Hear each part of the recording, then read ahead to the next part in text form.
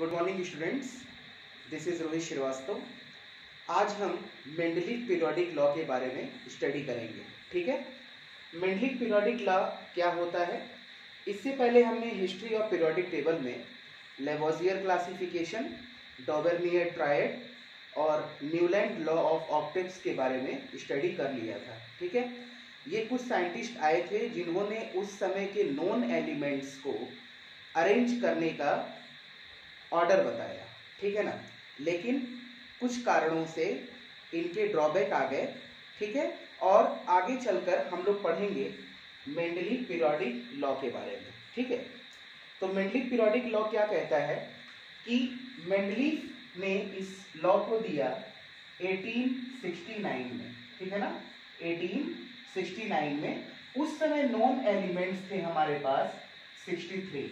ठीक है ना, 63 एलिमेंट्स हमारे पास नॉन थे और इसे ही उन्होंने अरेंज करने का एक ऑर्डर बताया कि किस माध्यम में हम इसे अरेंज करेंगे। ठीक है, और 29 जो पोजीशन थी वो वैकेंट रखी। ठीक है, 29 पोजीशन उन्होंने वैकेंट रखा कि आगे चलकर जो एलिमेंट्स जिस एलिमेंट की प्रॉपर्टी से रिजेंबल करेंगे उनको वो पोजीशन ऑक्यूपाई वो कर लेंगे। ठीक है, तो मेंडलीव पीरियोडिक लॉ ने क्या कहा अपने लॉ में कि it states that the physical and chemical properties of the elements are the periodic function of their atomic masses.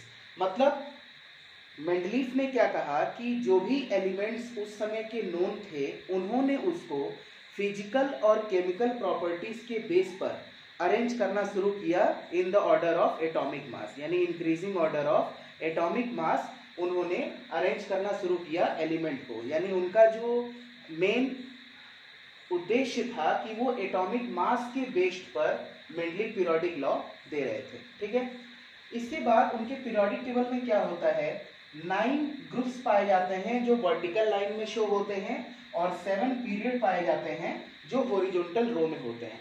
ठीक, देयर आर 9 ग्रुप्स। जो ये 9 ग्रुप्स होते हैं वो रोमन न्यूमरल में दिए होते हैं, जैसे first, second group, third, fourth, fifth, six, 7, 8 and 0 group. यानी 9 जो ग्रुप है उसे हम 0 ग्रुप कहते हैं, जिसमें आपका नोबल गैसेस होती हैं जो पी ब्लॉक में होता है।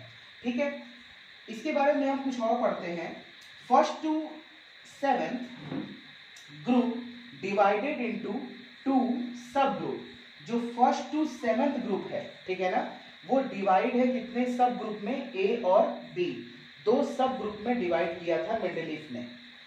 8th group having set of 3 elements. जो 8th ग्रुप था उसमें 3 एलिमेंट्स का ग्रुप बनाया गया, जिसमें हमने डॉबरनियर ट्रायड्स को भी देखा। जो डॉबरनियर थे, जो ट्रायड उन्होंने दिया था कि 3 ग्रुप का एलिमेंट बनाया था, 3 ग्रुप करके, कि फर्स्ट और थर्ड एलिमेंट का जो एवरेज होता था, जो मीन होता था, वो सेकेंड वाले का एवरेज निकलता था। ठीक है, तो वो ट्रायड्स पाए गए उस 8th ग्रुप में। And 0 group contains inert gases.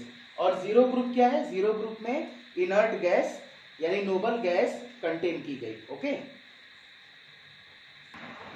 Next हम देखते हैं, इट हैज 7 पीरियड्स। अभी हमने आपको बताया कि 7 पीरियड्स मेंडलीव पीरियोडिक लॉ में होते हैं। In order to accommodate more elements the periods 4, 5, 6 and 7 are divided into 2 halves. यानी जो भी 4th, 5th, 6th and 7 periods थे उनको 2 हाफ्स में डिवाइड किया गया। फर्स्ट हाफ जो था उसमें उन एलिमेंट्स को जगह दी गई और अपर लेफ्ट कॉर्नर में जगह दिया गया। ओके, एंड सेकेंड हाफ को ऑक्यूपाई किया गया लोअर राइट कॉर्नर। ठीक है ना, इन ईच बॉक्स। अब हम कुछ और चीज देखते हैं मेंडलीव पीरियोडिक लॉ में। जो फर्स्ट पीरियड में थे उसमें क्या थे, 2 एलिमेंट होते थे। ठीक है ना, सेकेंड और थर्ड में टोटल 8 एलिमेंट्स को जगह दी गई। 4th एंड 5th में टोटल 18 एलिमेंट्स को जगह दिया गया। एंड 6th में 32 एलिमेंट्स एंड 7 जो था वो हमारा इनकम्प्लीट था। ठीक है ना, तो सबसे कम जो एलिमेंट्स थे वो फर्स्ट पीरियड में थे, जिसको हमने शॉर्टेस्ट पीरियड के नाम से जाना। इसके बाद जो सबसे ज़्यादा थे 32 एलिमेंट्स, वो 6th पीरियड में, जिसको हमने लॉन्गेस्ट पीरियड के रूप में जाना। ठीक है ना, इसके बाद 8th एलिमेंट जिसमें थे शॉर्ट और इसके बाद लॉन्ग में 18 एलिमेंट्स जो 4th एंड 5th पीरियड में थे उसको हमने लॉन्ग पीरियड के रूप में जाना। ठीक है, नेक्स्ट हम देखते हैं importances of Mendeleev periodic table. Mendeleev periodic table की क्या क्या इंपॉर्टेंसेस थी। First, systematic study of the elements. जो भी एलिमेंट्स थे उस समय के नोन, उनकी स्टडी एक सिस्टमैटिक तरीके से हम कर रहे थे।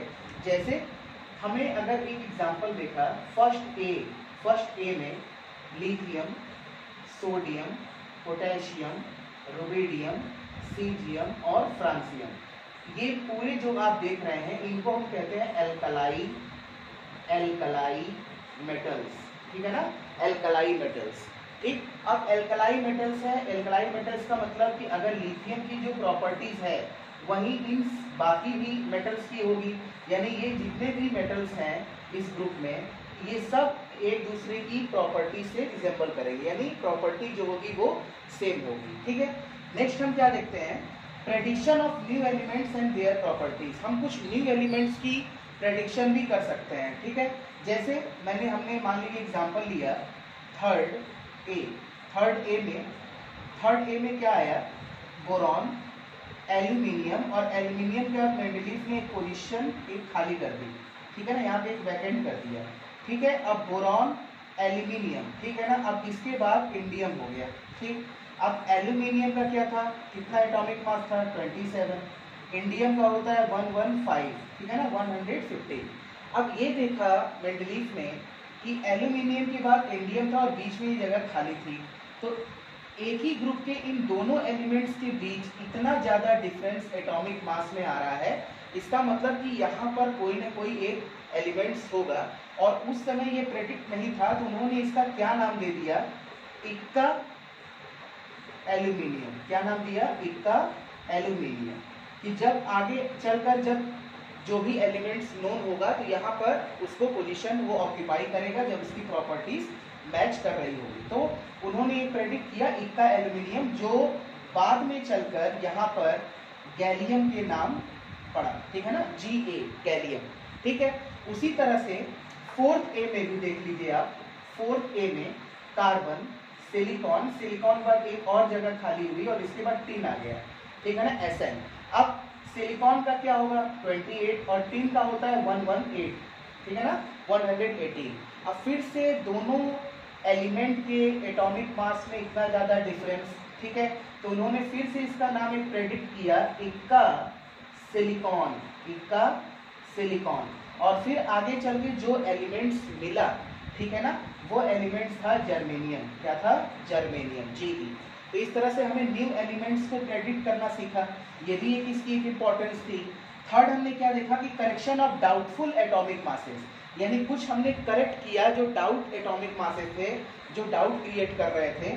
ठीक है ना, जैसे बेरिलियम, बेरिलियम का जो एटॉमिक मास उस समय प्रेडिक्ट हुआ था वो था 13.5, क्योंकि इसका रीजन ये था कि जो इसका इक्विवेलेंट वेट होता है, इक्विवेलेंट वेट वो होता है 4.5, और इसकी जो वैलेंसी उस समय शो हो रही थी वो हो रही थी 3, जबकि एक्चुअल इसकी वैलेंसी 2 होती है।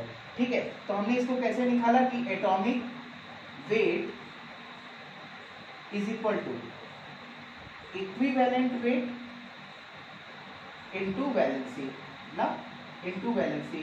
तो हमने क्या किया 4.5 इंटू 3, तो ये कितना आ जाता 13.5, जबकि ये डाउटफुल है एटॉमिक मास। तो हमने जब सपोज 2 माना, इसकी वैलेंसी को जब हमने इसको 2 माना, ठीक है ना, 2, तब क्या होता है, तब इक्विवेलेंट वेट इंटू वैलेंसी क्या हो जाएगा 4.5 इंटू 2, तो ये कितना आ जाएगा 9, जो एक्चुअल एटॉमिक मास है बेरिलियम का। ठीक है ना, तो इसको भी हमने करेक्ट। नेक्स्ट हम देखते हैं limitations of Mendeleev periodic law. क्या क्या लिमिटेशंस थी मेंडलीव के लॉ में। फर्स्ट हम देखते हैं पोजीशन ऑफ हाइड्रोजन। ठीक है ना, हाइड्रोजन की पोजीशन में भी थोड़ा सा दिक्कत थी, क्योंकि हाइड्रोजन की कोई निश्चित पोजीशन नहीं थी। ठीक है ना, सेकंड हम क्या देखते हैं पोजीशन ऑफ आइसोटोप। आइसोटोप का मतलब क्या होता है, same atomic number and different mass number. जैसे कार्बन हम एग्जांपल में लें, कार्बन का 6, 12, C13 एंड C14। ठीक है ना, हम तीनों में क्या देख रहे हैं कि तीनों में जो एटॉमिक नंबर है वो है सेम। लेकिन एटॉमिक मास डिफरेंट है। तो एटॉमिक मास डिफरेंट है तो मेंडलीव पीरियोडिक लॉ के हिसाब से उन्होंने इंक्रीजिंग ऑर्डर ऑफ एटॉमिक मास पर एलिमेंट को अरेंज करना शुरू किया था। तो इस हिसाब से तो इन तीनों कार्बन की इन तीनों आइसोटोप को अलग अलग पोजीशन ऑक्यूपाई करनी चाहिए, लेकिन इन्होंने इनको एक ही जगह दिया, ठीक है ना, एक ही पोजीशन में दिया। तो ये भी एक इसका लिमिटेशंस था। थर्ड हम क्या देखते हैं, anomalous position of some elements. कुछ एलिमेंट्स की पोजीशन क्या थी, एनोमिलस थी, मतलब कोबाल्ट का जो एटॉमिक मास था, ठीक है ना, वो ज्यादा था निकिल से, लेकिन कोबाल्ट को निकिल से पहले रखा गया। उसी तरह से आर्गन को पोटेशियम से, उसी तरह से टेल्यूरियम को आयोडीन से पहले रखा गया, ठीक है। तो ये भी एक लिमिटेशन था मेंडलीव पीरियोडिक लॉ का। फोर्थ क्या देखते हैं कि no correlation of elements in sub group. सब ग्रुप के अंदर जो हमने डिवाइड किया था ए और बी ग्रुप में, उनके अंदर जो एलिमेंट्स थे उनके अंदर भी कोई कोरिलेशन नहीं था। फिफ्थ क्या देखते हैं कि एलिमेंट्स ऑफ सिमिलर प्रॉपर्टीज, कुछ एलिमेंट्स की प्रॉपर्टीज सिमिलर होते हुए भी उनको डिफरेंट ग्रुप में रखा गया। जैसे गोल्ड को फर्स्ट बी में रखा गया, प्लैटिनम को 8th ग्रुप में रखा गया, ठीक है। And last position of lanthanoid and actinoid, यानी लैंथेनॉइड में भी जो टोटल एलिमेंट्स की संख्या होती है वो भी 14 होती है और एक्टिनॉइड में भी 14 होती है, ठीक है। तो लैंथेनॉइड एक्टिनॉइड को 4f एंड 5f सीरीज के भी नाम से जाना जाता है, यानी मेंडलीव के पीरियोडिक लॉ में इनको f ब्लॉक सीरीज में रखा